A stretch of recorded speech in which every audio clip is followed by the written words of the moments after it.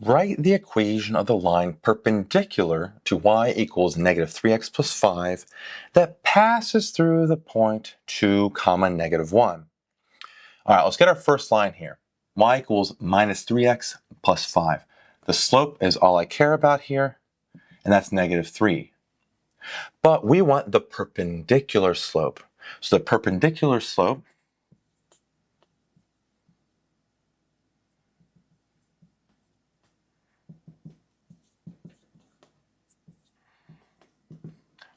the perpendicular slope is going to be the negative reciprocal. So instead of a negative, it's going to be a positive. And the reciprocal of 3 is a 1/3. So we have a slope here of positive 1/3. That's what we're using. All right, so we have positive 1/3, and we have our point to negative 1. We can use point slope form here. So that's y minus y1 equals m times x minus x1. Our point, negative 1's our y value, so y minus 1 equals m, a positive 1/3, times x minus x1, which is a 2. Now we want to simplify this a little bit. Y minus a negative 1 is like plus a 1, so y plus 1 equals 1/3, x minus 2.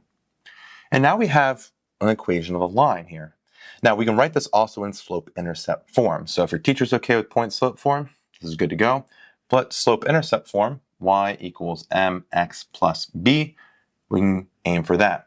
We're going to get y by itself. So first, I'm going to distribute that 1/3 across. So I have y plus 1 equals 1/3 times x is 1/3 x, minus 1/3 times a 2, for subtracting here, is a 2/3.